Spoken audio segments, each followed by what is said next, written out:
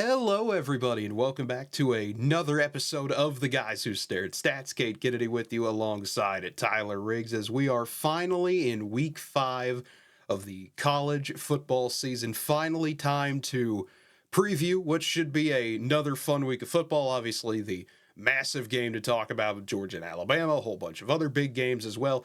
So as always, before we get into it, feel free to like the video, subscribe to the channel, leave a comment down below, hit the notification bell, all of those wonderful things, because this is the big one, Tyler. I mean, this is the first real massive game of the season. You get a top 5 matchup, a whole lot to talk about, and of course, with the comments down below, always feel free to leave your predictions as well, what you think we're going to get right, what we're going to get wrong, all those fun things there. Should be a great week of football, as always. Yeah, that's what we were kind of teasing, during the wrap up last week that, hey, you're really starting to get into some top tier matchups. And yeah, can't get much bigger than Georgia, Alabama, middle of the season, right? So that should definitely be a fun one to talk about. And a lot of interesting games, I'd say, on the slate with teams beginning conference play a little bit deeper and, some early season, I wouldn't say elimination games, but definitely some ones that the teams feel they've got to go win. Absolutely. And the first one to get to, though, with a team that, basically already is eliminated, it's Texas taking on Mississippi State. And I think the big story of this one, Tyler, is, Texas, obviously the first SEC game for them. But I think the bigger story is, are they going to cover this massive spread? 37.5 in favor of Texas. Mississippi State's had a lot go wrong. Blake Shapen's now out for the season. It'll be Michael Van Buren coming in at quarterback. Just a lot of things have gone wrong for Mississippi State. And then for Texas, it's just, is Quinn Ewers healthy enough to play this week? Do you give Arch Manning another go? A whole lot to talk about there for Texas in a game that it really may not even matter. Yeah, I mean, you talk about the decision between Arch and Ewers, and Sarkisian kind of touched on that they're not going to keep it a secret, right? They're going to make that determination and go from there. I will say, um, if Arch is not, or excuse me, if Quinn's not 100%, you don't need to risk it. This Mississippi State team, like you mentioned, going through a lot of problems. And boy, Jeff Lowe's having a tough time to try to get those guys going this season. So, not a team that you could necessarily have to worry about. You could play Arch and he'd be fine. He looked good enough last week. I would trust him again pretty easily this week for Texas. Do you cover the spread? I don't think they care. You just want to go out, execute, get your win, make sure nobody gets hurt, and go on to the bigger SEC games.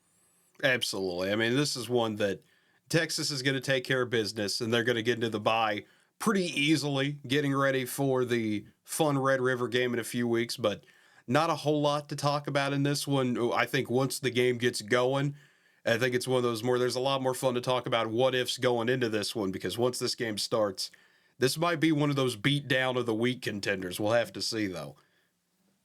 The one thing I want to add, you talk about not much to talk about in this game. Well, the fun part, at least for Texas fans, is when's the last time they've had this start to the season where you just know there's no concern of, hey, they're going to go out here and take a lackadaisical, right? I mean, this group is locked in, and that's why they've got that number 1 ranking. Everybody's kind of looking at, despite the injury issues in the running back room just before the season.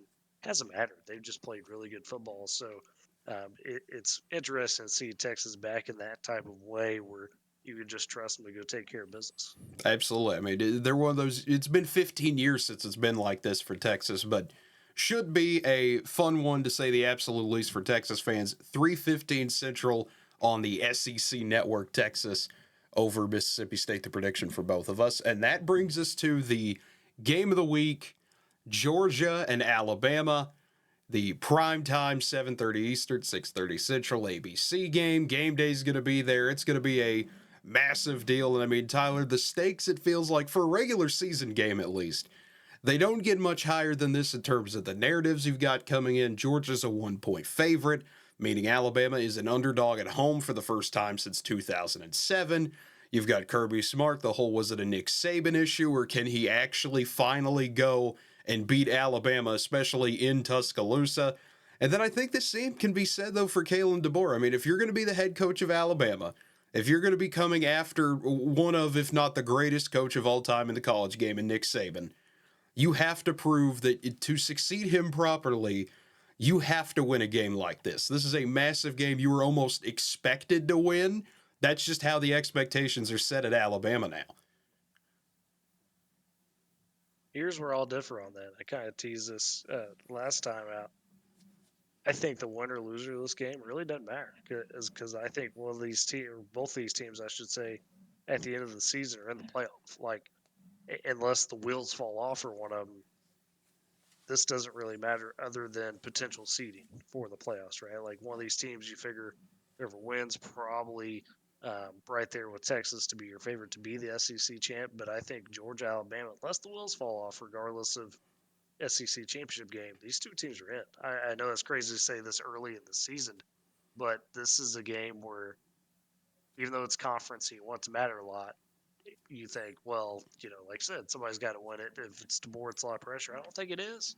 These two teams are good enough. I'm not worried about them the rest of the season. I know it's crazy to say this early in the season, but really, who's got better talent than these two squads until proven otherwise? That's kind of how it's been, right? And even with Texas having the number one ranking, yes, they beat Bama last year in Bama. That's the lone exception. You're telling me Tennessee's got the moxie to overcome Bama or Georgia? We've seen it in spurts. We haven't seen it for a full swing of things, right? So that's what that's where I kind of said on this one. Not that I'm not excited of the matchup, but I just feel at the end of the day, the results necessarily doesn't matter for the long term. Yeah, I could see that. I mean, I could definitely understand that for the long term here. But I think, you looking at the short term wise, for seeding, like you said, this absolutely matters. This is one of those, you're in the top three there, like you mentioned, but it's one of those we don't get to see these two meet often in the regular season. This is always kind of that big SEC championship game you look forward to, or playoff game, national championship game. Obviously, we've seen quite a few times in recent memory. It's still going to be absolutely fun to see. I mean, that's not taken away from. It'll Well, be a great yeah. atmosphere. Oh, yeah. I It, just the weight, I guess, is what I'm saying is not as, and maybe that's why you may bring up the point they haven't met each other a lot in the regular season. That's a fair point. Maybe that's why because this doesn't have that weight of like an SEC championship game or a national championship game. So maybe that's kind of where it takes off some of that steam for me. It still should be a fantastic contest, and mentioned some of those narratives earlier with DeBoer and wanting to uphold that legacy. Yeah, he wants to establish himself. There's no doubt. So still a lot on the line. It just at the end of the day, for the long term for me, it's like, what does this really accomplish other than saying, oh, okay, well, Georgia was better, Alabama was better early in the season. It reminds me, Cade, of that year where you had Alabama LSU play, right?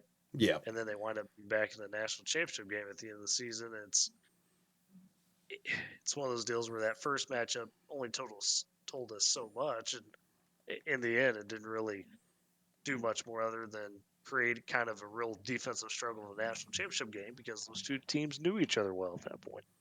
yeah. I know I can get where you're coming from that perspective on it, but I think just looking at this matchup in general, it's a lot of fun. I mean, both teams got a bye week. You get the 2 weeks nearly of preparation for this one.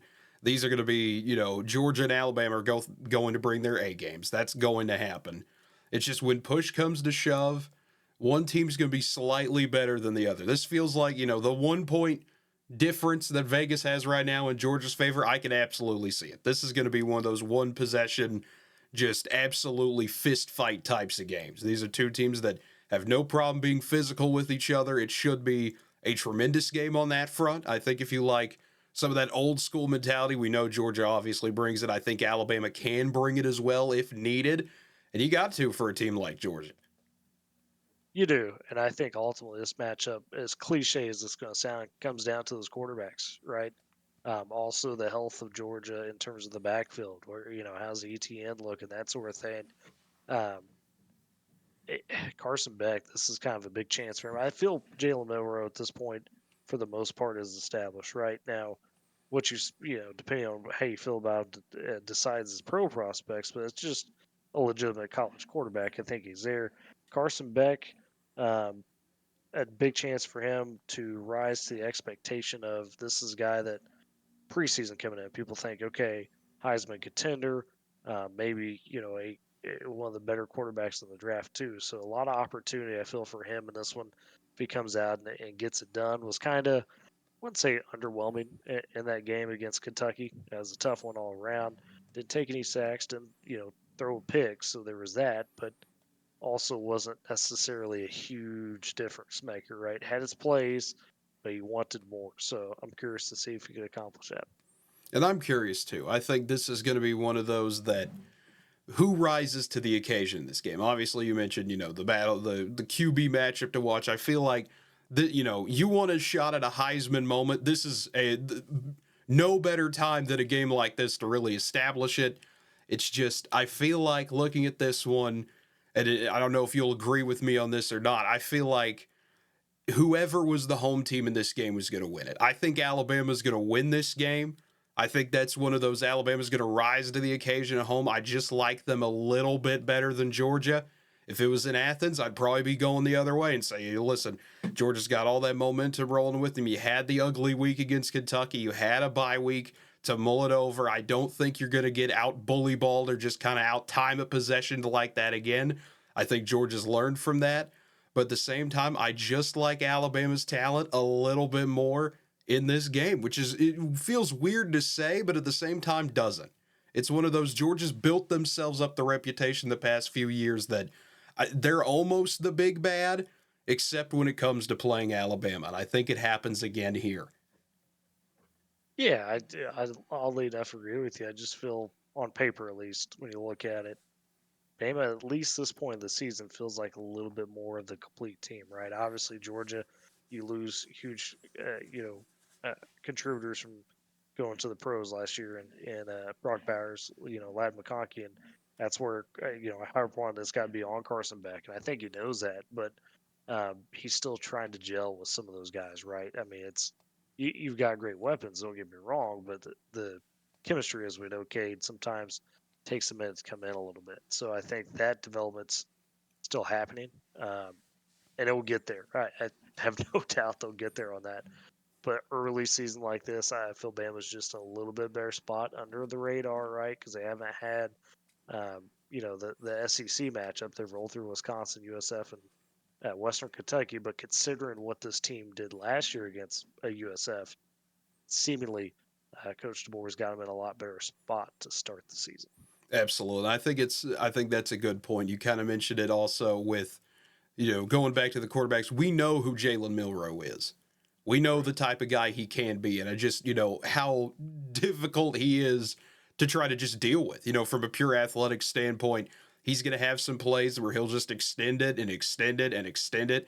And Georgia's defense, as talented as they are, they're going to break down once or twice. And I think just one of those few slip ups from Georgia is going to be enough to give Alabama the win in this one.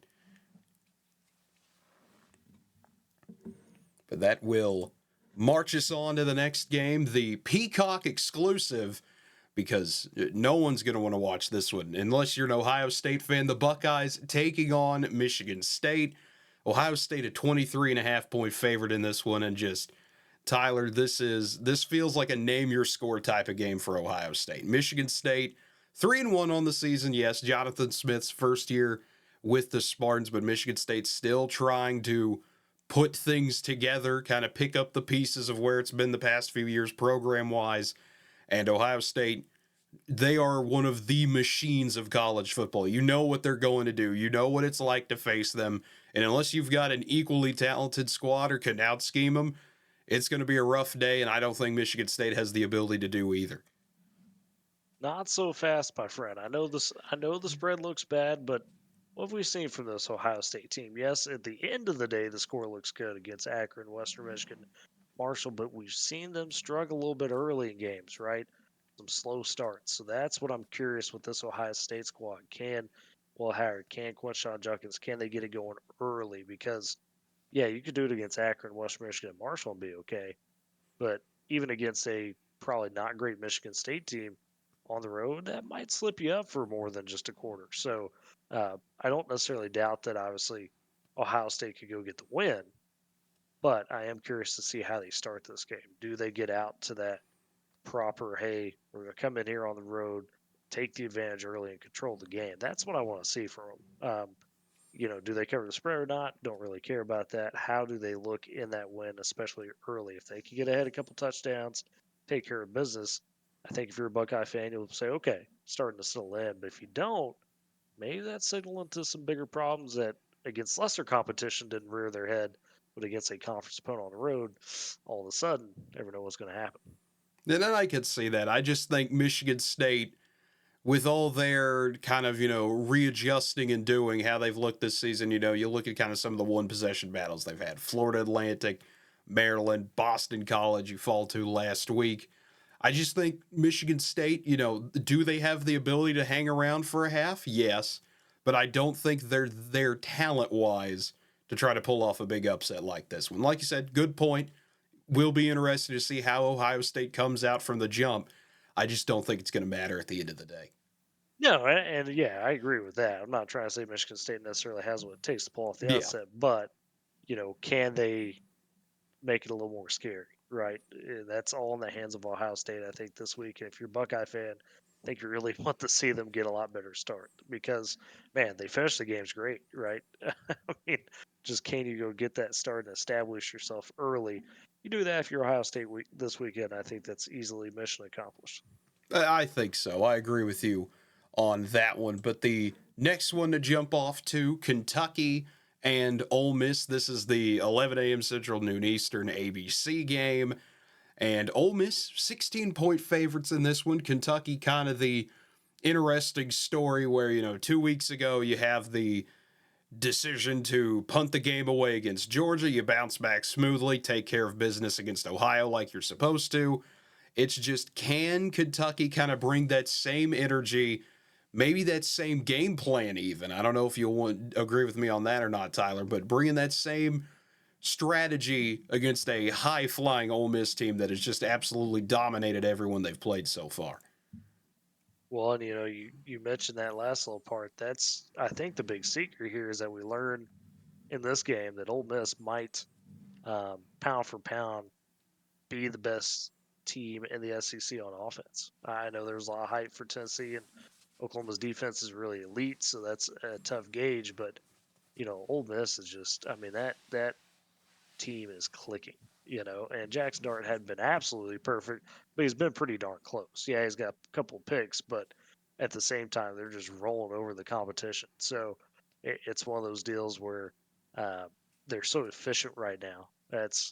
I don't know if Kentucky's got the answer. That's what kind of kept Kentucky around the Georgia game. We touched on it. The chemistry is still trying to develop, so you can do some things to get them a little off kilter, right? Which they did. Um, but the way this Ole Miss team is rolling, I have a good feeling this might get ugly quick. I know Kentucky fans will hate to hear that. You're so close against Georgia, but they always have that game, right? It seems like once a year they just show up and out of the blue they're competing against one of the top 10 teams, where it's a Bama or a Georgia or somebody like that. But I think that kind of fades away this weekend. You realize, well, Kentucky's just not really that complete of a team. I think Ole Miss rolls. I agree with you. I think Ole Miss will get off to a fast start. Kentucky can't really settle in and try to make this the grind fest they want it to. And by the time Kentucky could get that going, Ole Miss will already be up 2 or 3 scores. You've got to switch. You've got to trust Brock Vandegrift to actually make some big plays. I think Ole Miss's defense will start to settle in there as well. And I could see this turning into the 5th blowout win in a row for Ole Miss as they really start to show everyone who they are. If you haven't been paying attention already, this will be kind of that national, okay, this is who Ole Miss is this year. Yeah, kind of that reminder that, oh, okay, they are a contender as well in this bunch, because obviously Tennessee's getting the hype, Georgia Bama's getting the hype, but I feel Ole Miss has gone a little under the radar, kind of the big media circles to start the season. And like I said, I think this is a point where, yeah, they kind of announce, okay, yeah, we're here, don't forget about us. Absolutely. And I mean, that's also just kind of goes to show you're number 6 in the country and you're 5th in your conference in the AP poll. That's just kind of one of those years Great. that it is in the SEC. Yes, yes. But one more to move on to a Friday night game. Virginia Tech going to Miami, and Miami's looked good so far. I mean, they have exceeded expectations, I think, for most people in terms of not winning the games they have, but how they've done it.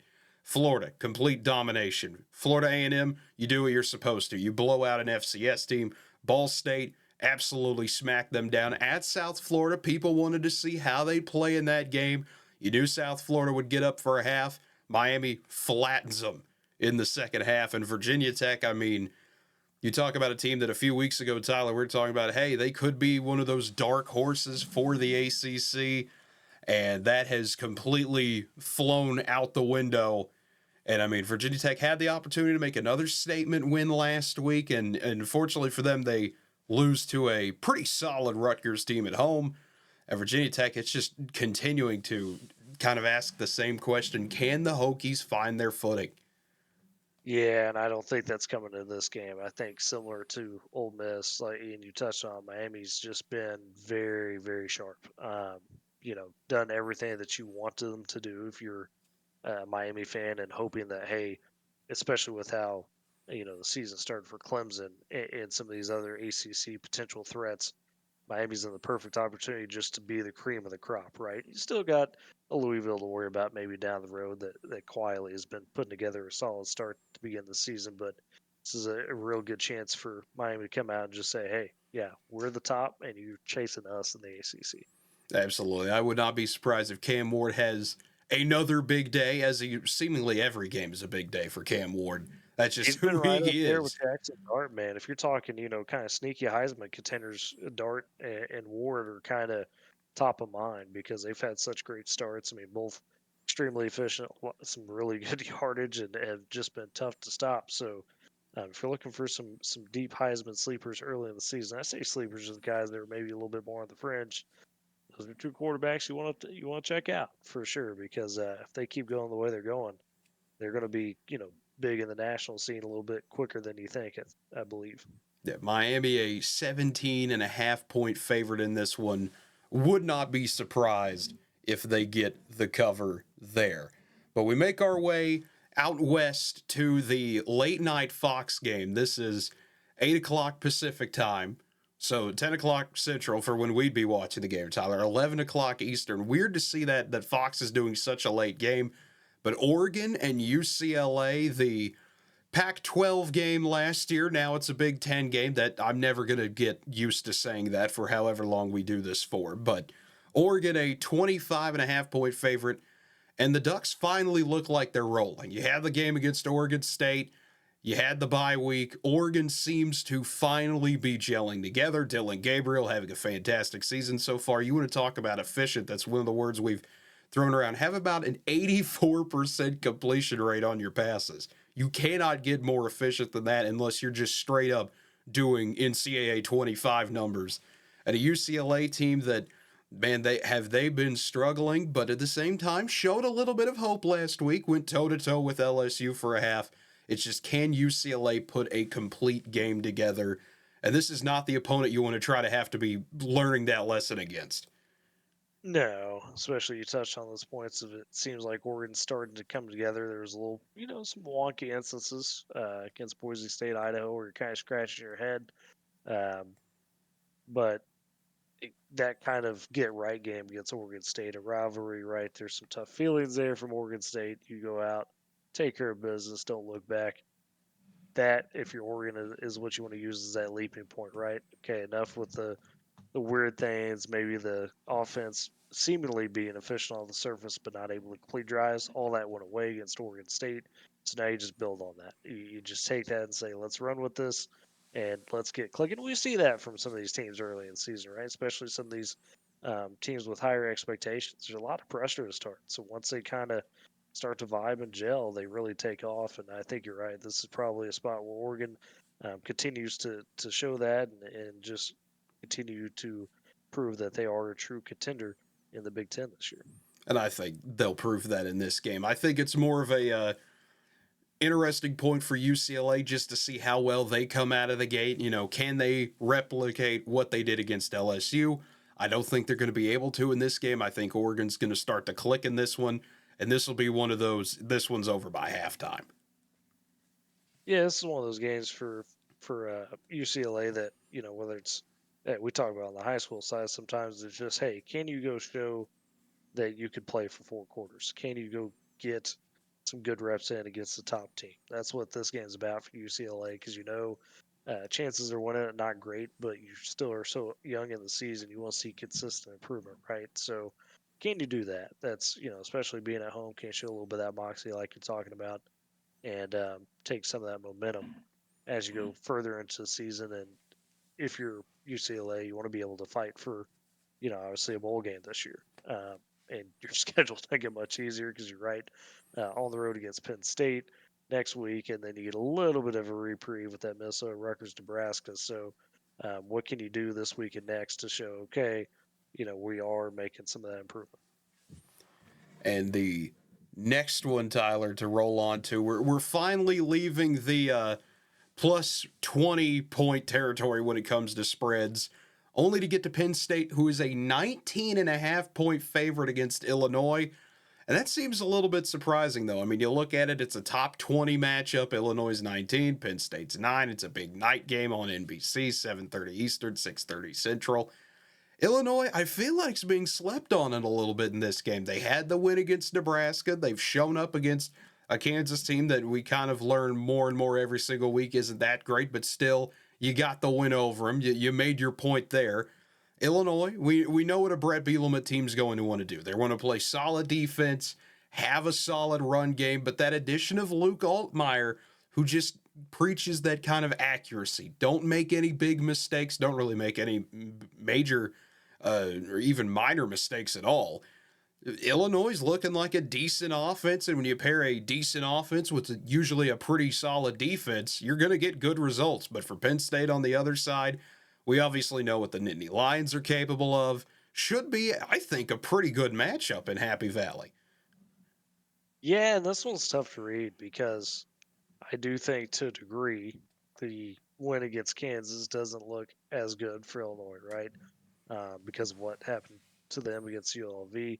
The Nebraska win was a really big statement. I think that's obviously clearing away something that just, boy, what a momentum booster for your program, right? The Nebraska team that's seemingly on the rise, they're back, and you go on the road, fight back, get that overtime win huge. And this is going to sound a little memey, but for Penn State, you look at it, you think, oh, well, they had that close game with Bowling Green, right? Well, Bowling Green folks might be the best 1 and 2 team in the country, considering what they turned around and did on the road against Texas A&M. So they're a little bit more of a moxie team than you think. This feels like a game, Cade, where either it is an nail biter, and Illinois shows, hey, we are a legit team, or Penn State just proves, okay, we belong in the top 10 and we're just rolling. So I think they either cover big or Illinois finds themselves with a chance at the end of it. I don't think there's an in between where, Penn State kind of meanders around and wins by 2 touchdowns in the end. I just think it's a very all or nothing type matchup. I agree with you. I will say, though, it will not be like what happened the last time these two got together here. If you remember, that was the 9 overtime, 20 Oh, to 18 nightmare game that would never end that Illinois snuck away with. I don't think that happens here. I don't think that score will be similar at all. I think there will be a little bit more offense in this one. But I like Illinois to cover. I don't think Illinois pulls it off. I think Penn State holds on till the bitter end. But this should be one of those games that, should Georgia Alabama get out of hand, and I don't think that'll happen. There's a 0.1% reality where that happens. I think we'll have two pretty good Saturday night games competing against each other. yeah, it'd be a lot of fun. Be a lot of fun for sure. Absolutely. And we've got to make our way out west again, this time to the great state of Utah, Arizona, and Utah. The Big 12 debut for Arizona against Utah, who was a conference opponent last year. It's weird that that's happening twice this week, but every once in a while, when you get conference realignment, you have weird things like that. Utah 8-point favorites in this one. The Utes able to escape Stillwater, as weird as that sounds to say, considering it was 22-3 in the fourth quarter. Utah was able to hold on and win against Oklahoma State.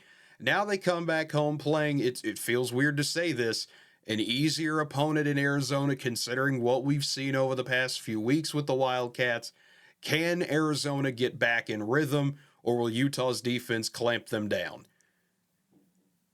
This is a classic kind of setup for some, Pac-12 after dark, right? Although it's Big 12 after dark now. So, Yeah, so like I 9:15 said, here, Central Time. So get used yeah, to these later starts if you're in the Big 12.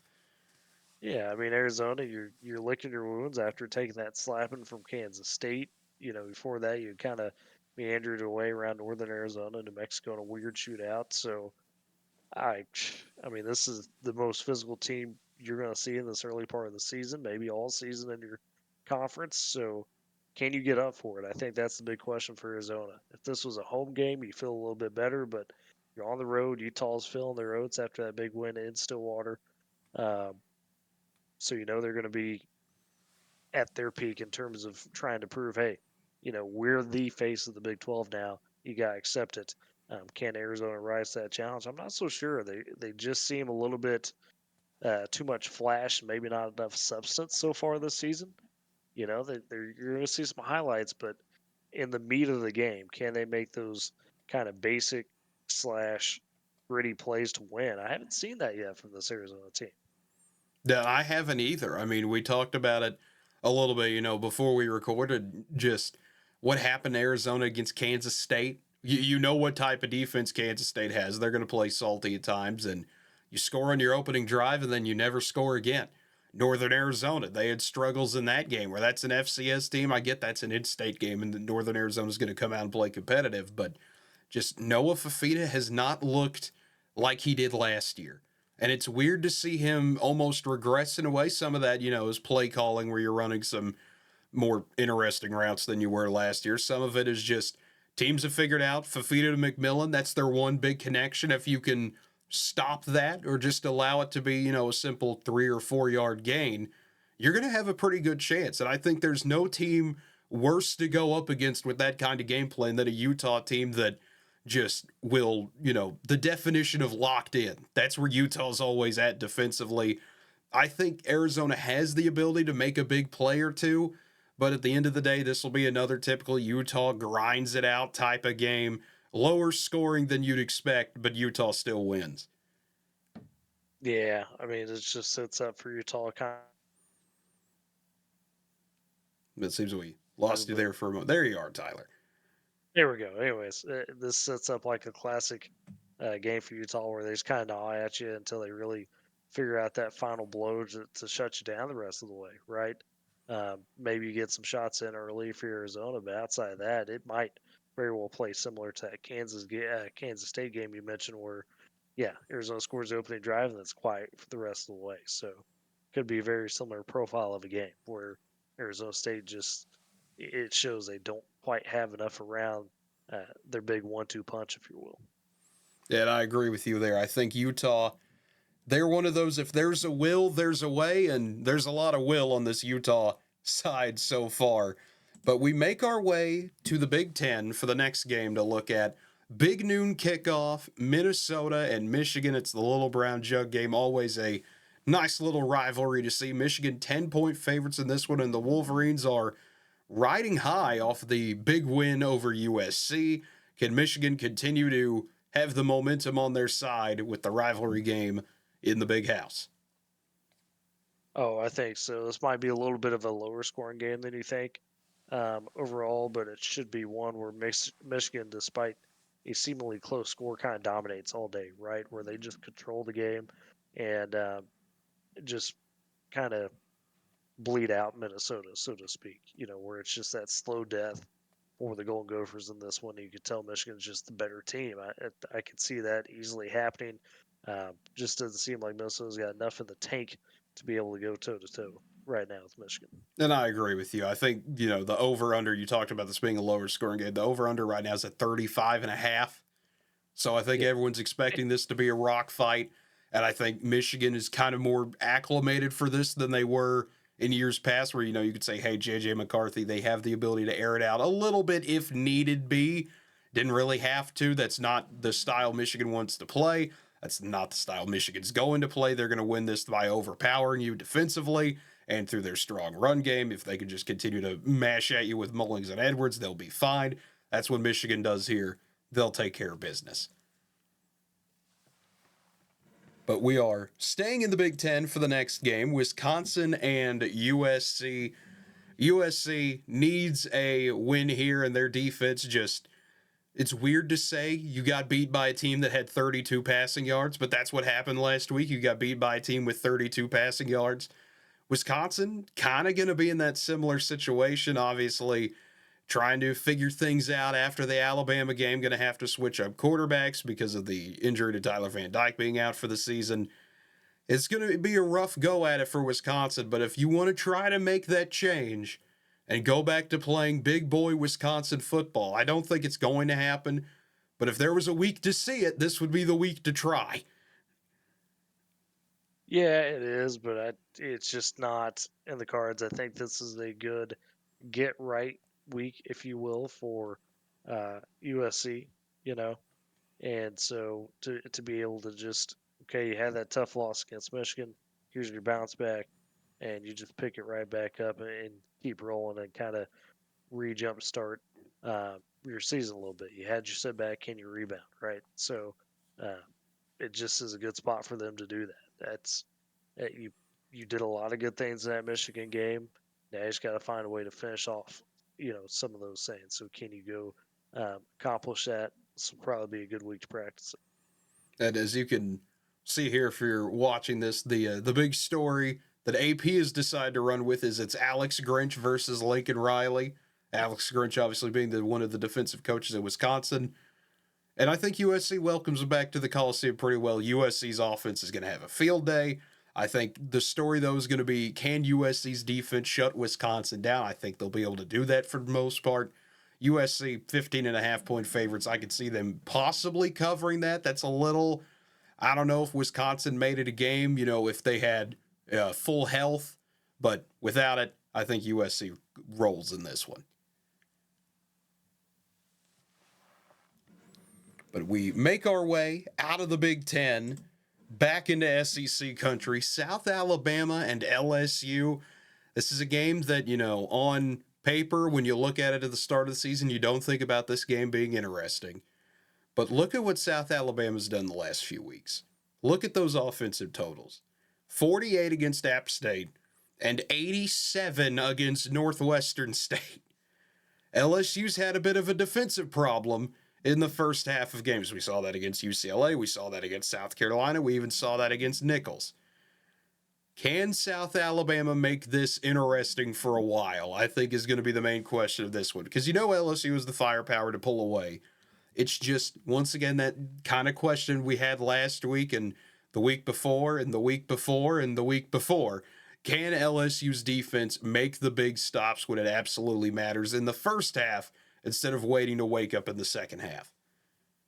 Yeah, ever since South Alabama committed murder on national television against Northwestern State, they've been a different unit. So, is it going to really matter all that much when it comes to the game against LSU?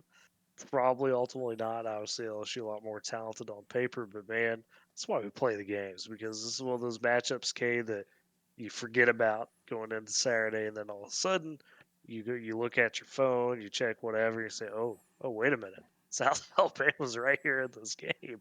And then you realize it's on the SEC network. You go, wait, how can I watch this? I need to watch this. So definitely one of those games that, to quote the, to lend credence to one of our favorite committees, it's on sicko watch, I think. Very well could be. LSU could easily roll should they come out with the right mindset, but don't sleep on South Alabama if you're Brian Kelly and crew. Yeah, this is one of those where, if you've a tiered system of upsets, I would put this on upset advisory. This is not a watch. This is definitely not a warning, but this is, you might want to pay attention to this one at least for a little bit, because LSU's first half. Just to see the that's what I mean. LSU's 20.5-point favorites, and it would not shock me if they cover, but it wouldn't shock me if this is one of those games, like you said, you look at your phone and go, what do you mean it's 21-17 at halftime? That doesn't seem right. And then LSU ends up winning the game like 49-20 or something like that. Sure. It could be one of those types of moments. So you get an upset advisory. Probably not a whole lot to think about in this one, but it could easily be upgraded to a watch depending on how the first half goes. The ingredients are there, but they've still got a ways to go. That's how we'll put that. For sure. But now we get a actual top 25 matchup to talk about, Tyler. Again, Peacock exclusive because of course it is. It's Louisville and Notre Dame, the middle afternoon, 3:30 Eastern, 2:30 Central. And Notre Dame at home, 7-point favorites in this one. Going to be wearing the green jerseys this week. The captains voted on it. They wanted it. And Notre Dame had another game against a MAC team. We joked about it, but it was a 28-3 game. It was a solid performance for Notre Dame. They did what you're supposed to do defensively, offensively. Could have had a little bit more. Not going to complain with a win. But now you play a Louisville team that showed, at least to me last week, with how they beat Georgia Tech, that they might just be one of those teams that actually compete in the ACC, not just at a decent level, but at a high level.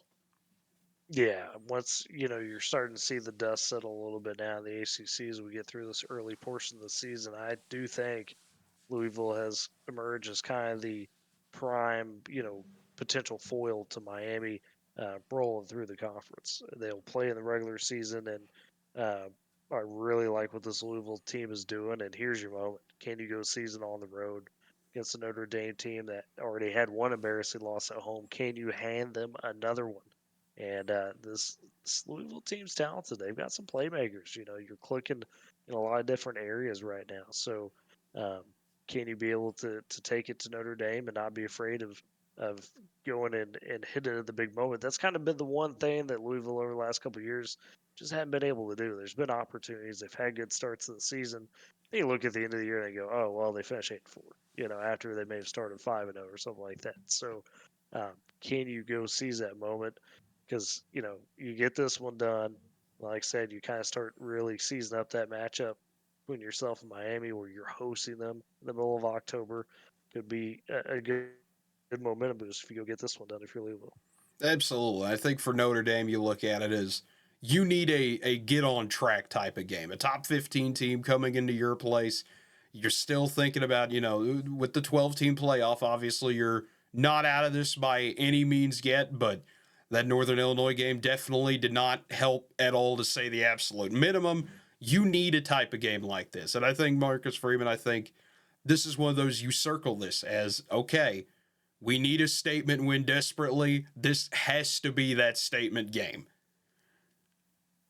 Oh, no question. I mean, you take a peek at the Notre Dame schedule. We've talked about it a little bit, but this was supposed to be one of their two big games that you got up for, right? Obviously, A&M to start the season, but after that, we talked about in the season preview. Once you got past that A&M game, you think, okay, you go win that, then it kind of settles in because you get Louisville at home.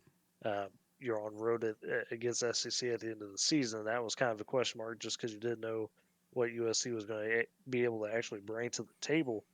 And now all of a sudden, you kind of find yourself in a must-win situation. This is one that early season for Notre Dame, where you don't have a conference championship, you got to win this one. This has got to be one in your books because, the selection committee could maybe forgive an early season slip up against Northern Illinois, but you drop two losses, that's going to put you at very, very tough odds if you're Notre Dame. Yeah, so this is a must-win game for Notre Dame, and I think they take advantage of it. I think this is the statement moment where they come out and they just try to bulldoze Louisville. Now, I don't think they have the offense to do it, but I think the defense steps up in a big way, and Notre Dame gets a double-digit win at home. Not to say Louisville's bad or anything. They'll definitely bounce back, but I think Notre Dame makes a statement here that, hey, listen, that was 3 weeks ago against Northern Illinois. We're a different team now. We handle our business.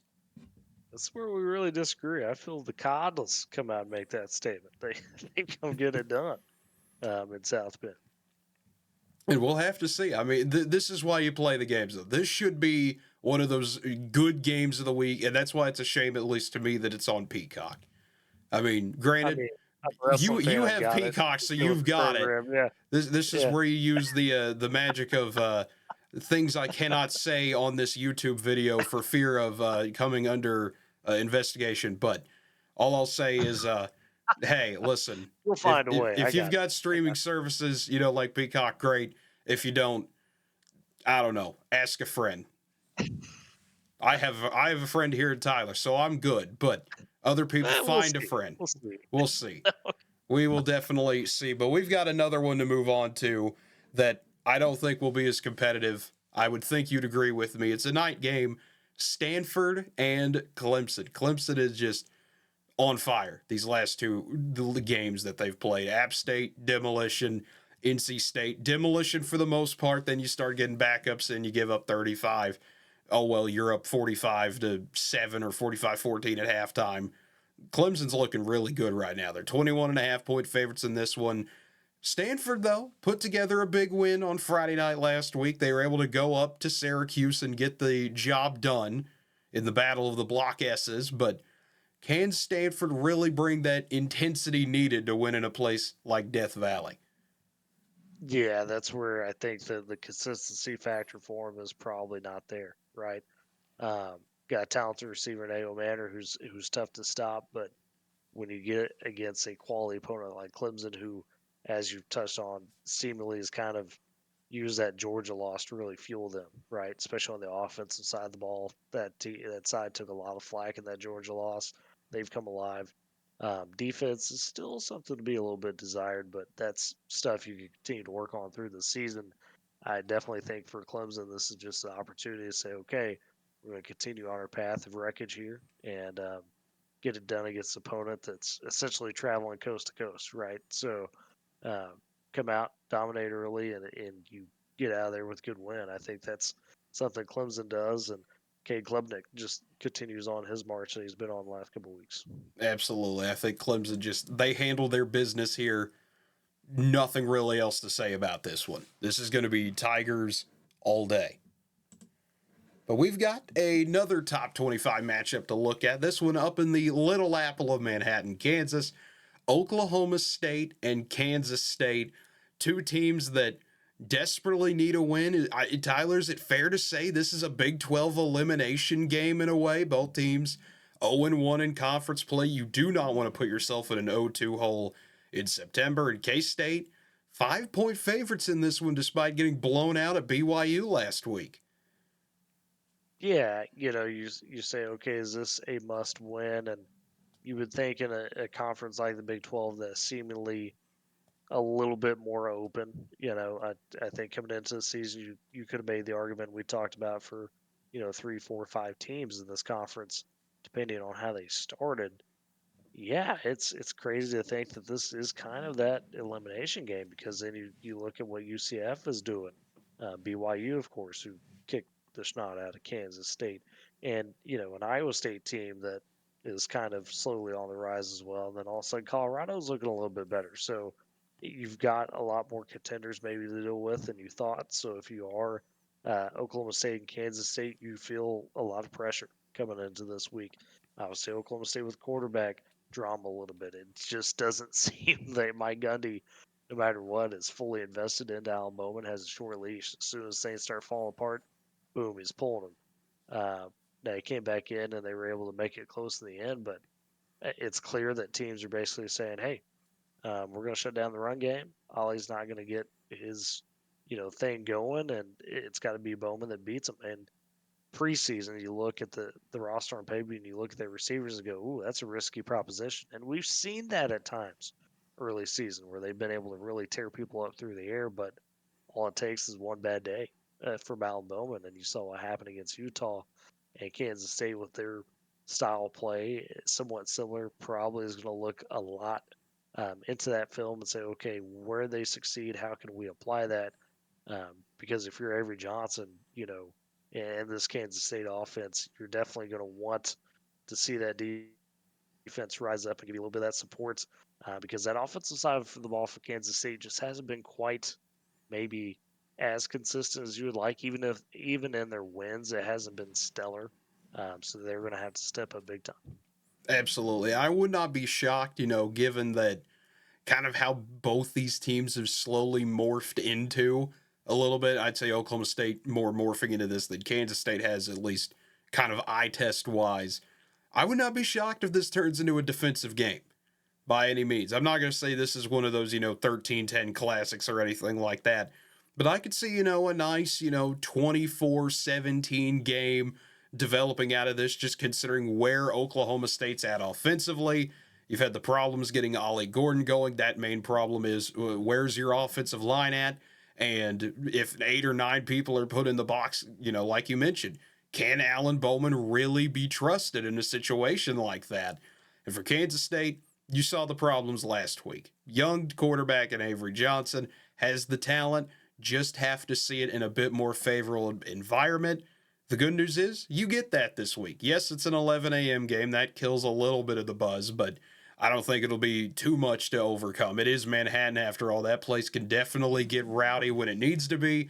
And I think this could be one of those moments where Oklahoma State's defense looked a little bit soft at times the past few games. I would not be shocked if K-State, they make those explosive plays early, force Oklahoma State to have to play from behind. And I think Kansas State wins in a big Wildcat victory. Not in terms of point margin, but in terms of importance. I'll dispute the Oklahoma State defense looking a bit soft. I think they've proven their worth. It's just that offense has been a bit inconsistent. And so, can you say soft because of the Arkansas game, and fair, but at the same time, I think Arkansas did some really smart things from a scheme standpoint. It wasn't so much, Oklahoma State just giving it to them. And South Dakota State, talented, very, very talented squad. So I'm not going to, try to say that they didn't rise to that occasion. So uh, I think this turns into a rock fight at the end of the day and low scoring and may the best defense win, maybe. Yeah, I think if push comes to shove, I'm taking Kansas State's defense just a little bit more than Oklahoma State's. If we're talking about it, pound for pound, I just like all the fact. I feel like every 50-50 factor in this game seems to lean K-State's way. You've got the home field advantage. Both teams are coming off a loss, so they're both definitely going to be in major improvement mode. I think Kansas State I favor them a little bit more in this game. Would not be shocked if this comes down to the wire, but I like the Cats. But the next one to move on to, Tyler, this is the one that I think we've been kind of dreading talking about. It's Oklahoma and Auburn.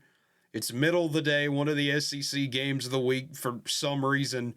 3:30 Eastern, 2:30 Central on ABC. The spread has been turned off in this game, Tyler, and you don't see that often. Oklahoma started as a 3-point favorite, but some injury news we got before we started recording this. Oklahoma's out their top 5 receivers again, officially in this game. No Deion Burks, no Nick Anderson, who only was able to play the one drive against Tennessee last week. Angelo Anthony still missing in action. And of course, Gibson and Farouk, you knew weren't going to play in this game. You want to talk about a rock fight? This could be first to 10 winning this game. And I'm not even exaggerating, Tyler. This is two offenses that have been completely struggling. Oklahoma defense that proved their worth last week against Tennessee. Auburn's given up big plays at times. You know the talent is there for Auburn. They always have talent. It's just who is going to shine through on either team this week. Yeah. Here's the thing with Auburn. I just think that because of their offensive woes, this will be an opportunity for the OU defense to continue to flex its muscle. And this Auburn offense has not seen a defense of the skill level yet this season. And they've still struggled. So I find it very hard to believe that Auburn's going to muster enough offense to really present uh, a point in the game where OU says, man, we're in a big hole, unless it's an abject disaster for the OU offense. With what Michael Hawkins showed at the end of the Tennessee game, I think he's got enough moxie and decision making power to lead some scoring drives. And I don't think you're going to need a lot. I really could see this if OU goes out and wins 21-7. I find that very believable just because the defense probably accounts for one of those or at least sets you up for a chance to punch one in. And um, as long as Hawkins is efficient enough not to turn the ball over and just get that offense moving a couple of times, right? I know you got your top 5 receivers out, but I saw this point made on social media today. He's been working with these other receivers that you'll see. He's been the backup. So, yeah, are they mangled? Is it pretty? No. I think the big key is he's going to exude some confidence, be calm, be steady, most importantly, be decisive.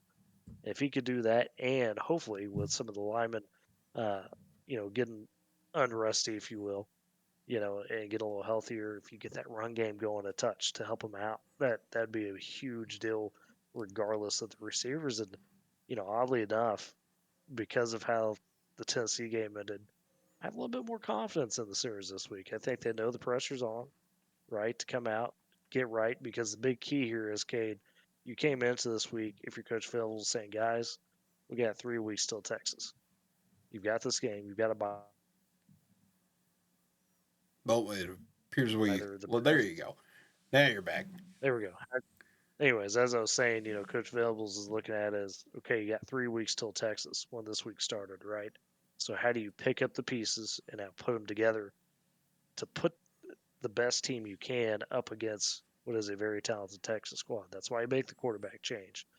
Some of these guys like Deion Burks out, not necessarily because they can't play right now, but because you want them to be healthy as possible going into that Texas game. So this is I won't call it a full get right week, because this is not going to be a game that OU just blows out Auburn.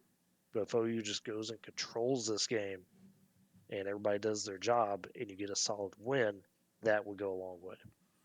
And I agree with you there. I think this is, if Oklahoma wins this game, it's going to be relying on, the few big plays you need to make offensively. And by big here, I mean like 20 to 30-yard chunks at a time. I'm not talking about anything, monumental, but I think this game is won on the defense. And if you're comparing defenses, I think you take Oklahoma's easily. I think, offensive woes are kind of even on both sides. Auburn, you're trying to switch quarterbacks, but you've got the playmakers. Oklahoma, you don't have the playmakers as much, but you think you've got the quarterback now. I think Oklahoma wins this one. It's going to be low scoring. It's going to be ugly at times. You talked about earlier. This could be a sickos game for the ages. We'll have to see. But I just like Oklahoma a little bit more in this one. But we've got one more Big 12 game to look at, and that is BYU, number 22 in the country, 4-0, making their way to Baylor. And this is a weird one in that Baylor's been favored in this game. And I get Baylor. You lose the heartbreaker to Colorado last week on the Hail Mary and then going into overtime. You had Colorado beat and then you lose anyways. But BYU just seemingly looking the part right now of that team that just seems to shock people. Had some rock fights earlier. The SMU game comes to mind there. But when you play as well as you did against Kansas State, and then you still get to be the underdog the next week, I think that works out really well for Kalani Sitake. I think he gets to preach that this week of, hey, people still don't believe in us. We've got to go on the road and do it again. And I think BYU's got the pretty good ability to do it, Tyler. Yeah, I think they do. The only red flag, I guess, for BYU um, early in the season so far for them is that they've been a little lackluster trying to run the ball, right? The run game just isn't quite where you want it to be and what we've seen from BYU in the past. So it's been a little bit more relied upon in that passing game to get done with Jake Retzloff. He's also your leading rusher, but he's only averaging 3.7 yards a carry. As an offense, you're only averaging 4 a carry for the run game, which sounds okay, but typically in college, if you're really efficient with it, you want it to be closer to that 5 yard mark, right? Um, so can Baylor prey on that a bit and force them to be one dimensional? Will it matter at the end? That's what I'm curious to see. How does BYU handle that challenge? Because you see that they're not necessarily a perfect offensive attack. Will Baylor be able to expose that? Yeah, and it'll be interesting to see. I think Baylor, since they've made the quarterback changes to Sawyer Robertson, they've looked a lot better. I mean, you could see that clear as day from where they were earlier in the season, and then you find your footing against Air Force. You had Colorado beat until you didn't. I would not be shocked if Baylor wins this game. This is why it gets put in the fun double upset category. As always, at least the way I clarify this is, BYU gets beat, that's an upset because a ranked team loses. BYU wins, that's a Vegas style upset. Someone's going to be upset either way. I would not be shocked. This is a 50-50 game. I think it being in Waco helps Baylor. I think it being an 11 a.m. game helps BYU just a little bit. You know, you get those morning games. It's not super 100% into it. But I think when push comes to shove, I think BYU's proven themselves. I don't think Baylor has. And I think, you know, you take the proven over the unproven, even with BYU's run struggles you've pointed out. I like them to get the job done defensively. Yeah, I think ultimately they do kind of creep by, but I definitely see where, Vegas has this Baylor team kind of as a sneaky favorite at home because they could argue, hey guys, we should be 3-1, right? You finish off that game against Colorado, um, and if they get a little better start against Utah, where Utah kind of got the chance to control that game on the road or at home, maybe they have a better shot in that one. So, Baylor's thinking, okay, we're a little bit better than what we've shown. So now here's a chance for us to go and really prove it. That's where, if you're BYU, you better not be sleeping coming into Waco because I do think this is going to be a really motivated Baylor squad. It absolutely, I can see that point. I think Baylor does come out motivated, but this is what happens. You get these weird types of games. It is the Big 12. It is an entertaining conference, to say the least, because of games you get to see like this. But it's time to make our way up from Waco to Jerry's World in Arlington, Arkansas, and Texas A&M. Middle of the afternoon, 2:30 Central on ESPN. Texas A&M, 5.5-point favorites in this one. This is a rivalry that, you know, it's the Southwest Classic. Both teams are 3-1, but at the same time, they both don't feel like they're 3-1 in certain ways with how they've played. You know, Arkansas, you had the game against Oklahoma State where you feel like, okay, you had several chances to win that. Then you have a weird game against UAB, a funky game at Auburn. Texas A&M, similar boat. Bowling Green last week, one of those, okay, hold on for dear life. Bowling Green, we talked about them a little bit earlier. Both these Best teams, 1-2 team in the country. you're rolling with that. Best 1-2 team in the country. Both of these teams, you see a lot of pros with, and that they found ways to win. But at the same time, you look at this game and think, oh my goodness, one of these teams is going to be 4-1 somehow. Yeah, and I think one of those teams will be shocked to think they're 4-1, right? It feels like these two teams really don't quite fully know who they are.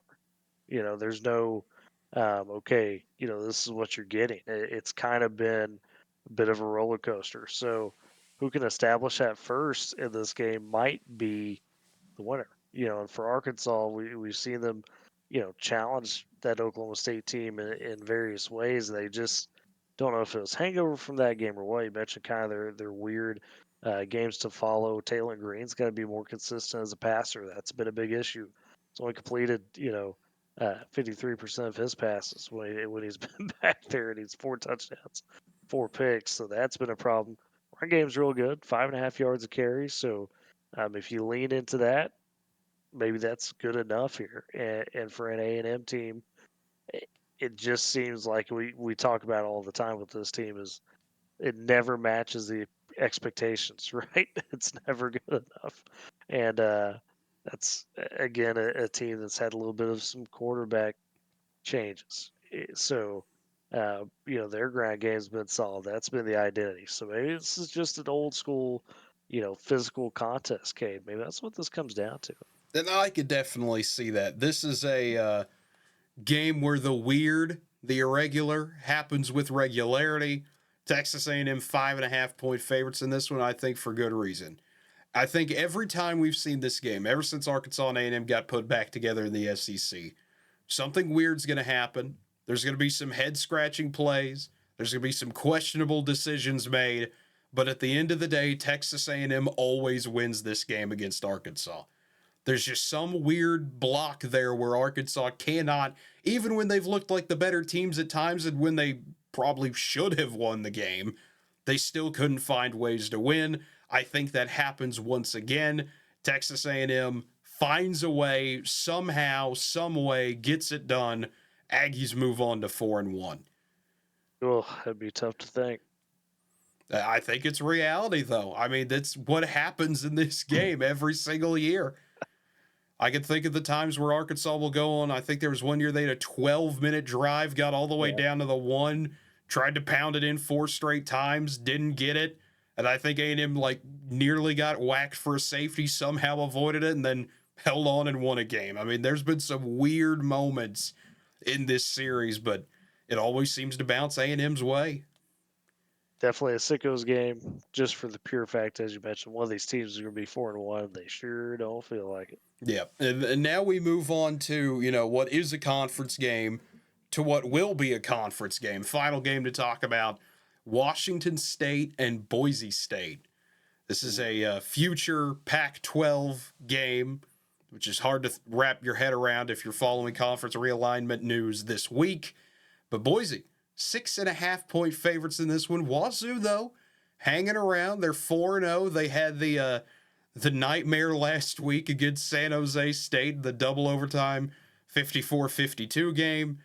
And for Boise, I mean, what else can be said about the amazing offense that they've put together? And I mean, the run game, just so much fun to talk about, Tyler. Oh, I mean, it has been a joy to watch it. Hey, they took Oregon to the brink, so I think they're looking at that and saying otherwise, we've been explosive. Defense at times maybe hadn't been as crisp, but if they get this win, I mean, look at the rest of the schedule.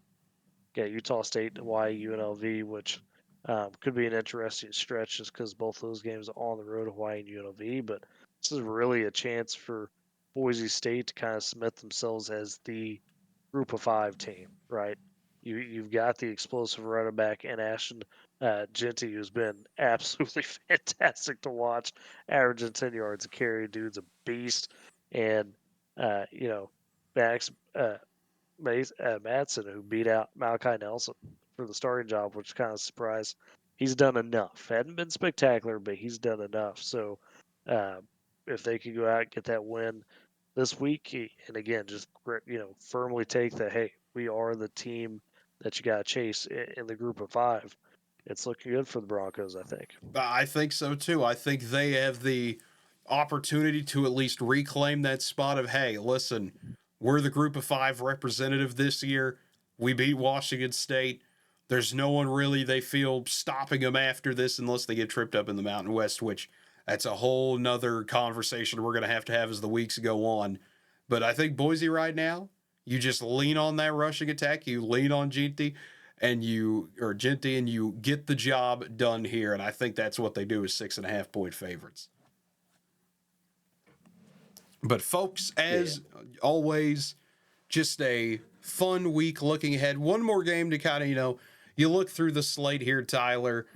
Some unranked games you can touch on. Obviously, I think the big one people are going to be looking at is that Colorado UCF game. That's a 2:30. That's a Fox game there. Should be an intriguing one. I know Big Noon will officially be in Orlando. The Big Noon game itself is Minnesota, Michigan.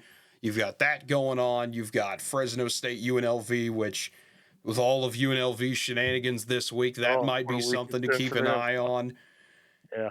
I mean, you've got North Carolina Duke's a fun rivalry. How does North Carolina respond with Mac Brown nearly retiring? It felt like last week I just said to the team, hey, do you want me to step down? They said no. You gave up 70 to James Madison. How in the world does that game play out?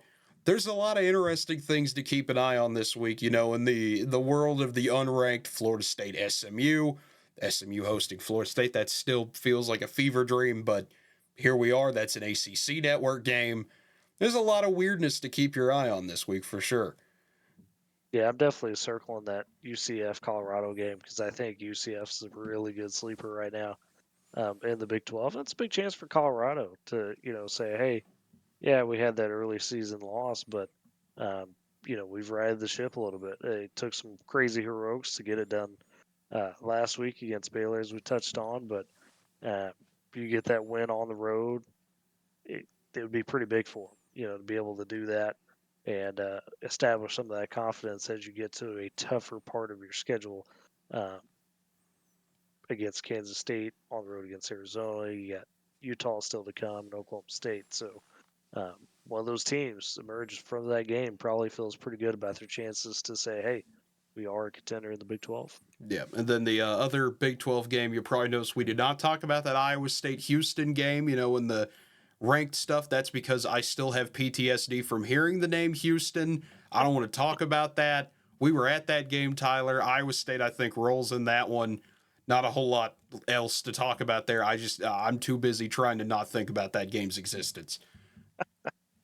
On the road, I don't know. We'll see how Iowa State does. No, they should be fine. Houston's just not quite a complete team right now. Just got some things that they've got to iron out. That's why he said 1-3, and in a game like OU where you could argue, okay, well, they had a chance to finish that off, yeah, but they didn't. And then you get blanked against Cincinnati last week. I just don't see it in the cards for Houston this week, that's for sure. I do not see it as well. But folks, as always, thank you for watching. As I said earlier at the beginning of this video, feel free to like the video. Definitely, if you've made it this far, subscribe to the channel, hit the notification bell to be notified when all new videos come out. And as always, feel free to, put your comments down below. We always enjoy discussion here. Just, what you think's going to happen, what we got right, what we got wrong, all those good things there. But folks, until next time, have a good one, everybody.